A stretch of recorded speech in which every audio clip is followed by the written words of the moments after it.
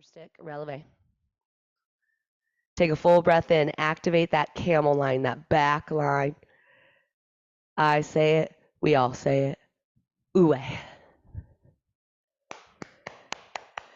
Good job, everyone. I have time for after class coaching if anybody wants to stick around and talk about it. If not, I hope you have a good day. Hope you had fun.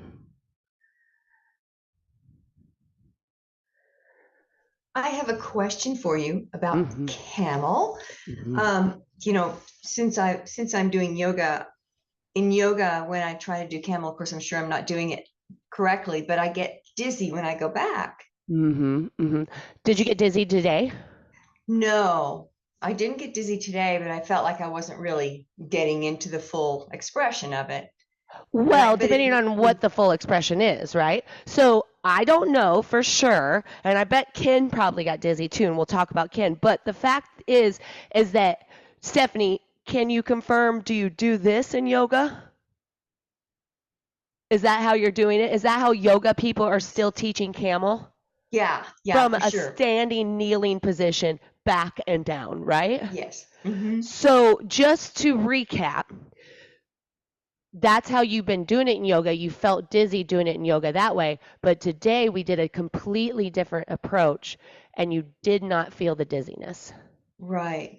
Okay, so the lumbar spine and the cervical spine are the same.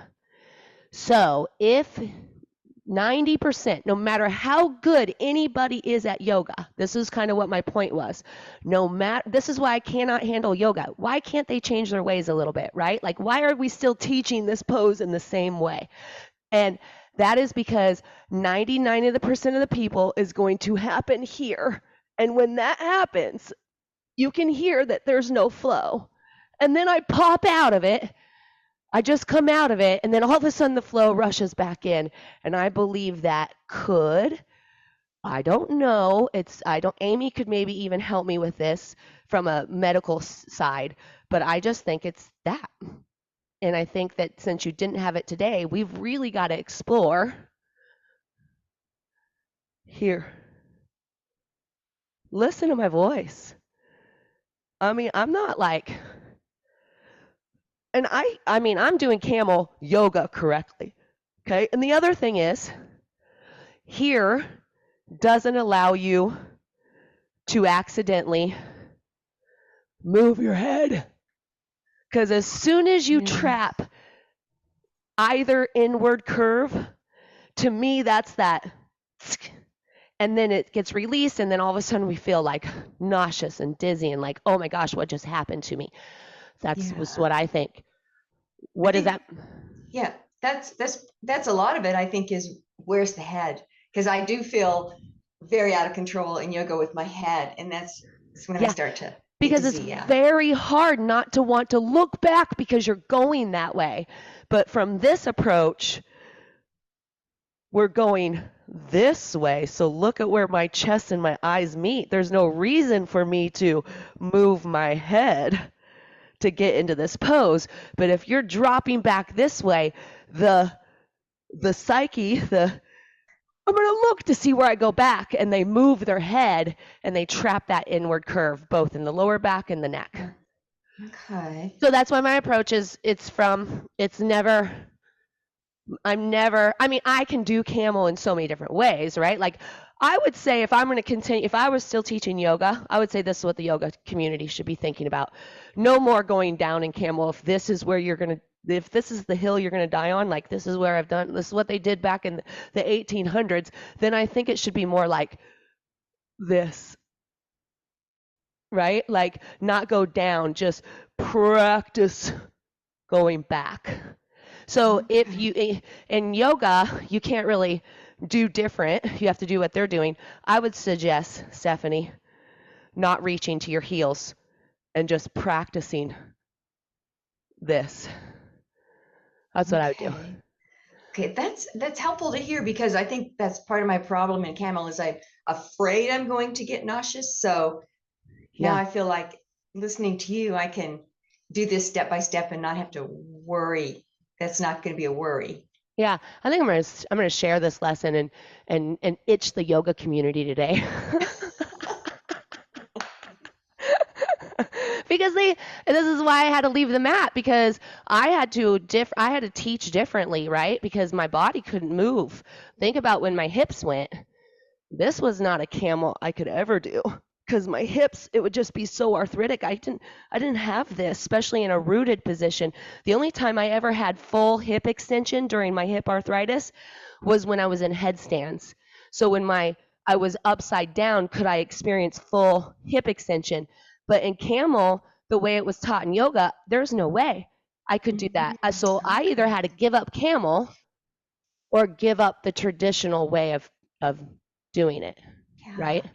And that's my thing, is like yoga is set in their ways. Like, this is how my guru did it in the 1900s, and this is how I'm still teaching it in 2023, even though our human bodies are so different than the way yoga was created back in the day. So even this for people's hips, it's not good. It's here. See how like I could zip? So it's funny because somebody said on TikTok the other day, yeah, but you didn't move like that when you had hip arthritis. And I was like, yeah, I did. Yes, I did. Because I kept moving and I found different ways. This didn't work for me anymore. I had to give up camel, or could I find a new way? So this was, see that? But I'm not shoving my hips forward. Is that, yeah. So it's more, it's like that zip. Yeah, and a huge difference in how your spine moves too. Well, thank God. Yeah. I mean, or gosh, sorry. Thank gosh. But yeah, for real. Yeah. But it's because I made changes. Yeah. I taught yoga for years and my spine is so much more flexible now, because think about the rigidityness of this. That's rigid, right? When this is, I've got internal rotation, I've got external rotation with scapular engagement or V muscle engagement. My ribs are open, my chest is spreading. I go into my zip. That's it. It's just a zip. And then as I unzip, I also put together the internal rotation. It's more of like a flow instead of a drop back, come up. Yeah. Yeah. I also think too, and when we practice on the mat, there's so much weight going back at once. It makes, and mind and body connection, but you're in fear also too, kind of in a fight or flight phase, which can cause the dizziness because you're waiting to somehow for that weight to stop. I totally agree. Yeah, that makes sense. And I also think too, Stephanie, when you're in a yoga class, my friend's at PT and she said, anything that doesn't feel right, don't do it because everybody else is doing it, because the long-term effects could be very harmful. I do think Amy is so correct on the flight and flight, because I think of it as a red zone nervous response. And the flight and flight is exactly what aggravates, it brings us into that red zone. And our nervous system, when it seizes, there's no pose, there's no stretch, there's no strength. It's more havoc than it is doing healing. So I always try to find ways to keep you in like a blue zone nervous system, a cooling zone, right? Where my nervous system isn't coming up like, oh my God, I might die, might die, right, Amy? That's that flight or flight. And that affects your breathing, which then in turn affects your brain, which makes you feel lightheaded. So okay, makes total sense. Yeah. Because that's where I go. I go into that tense, like, oh my God. And perhaps too, I always think there could be other people in the class having the same situation as you. And then when you make changes, they think, oh, maybe they'll make that change too. And you kind of educate everybody in the room.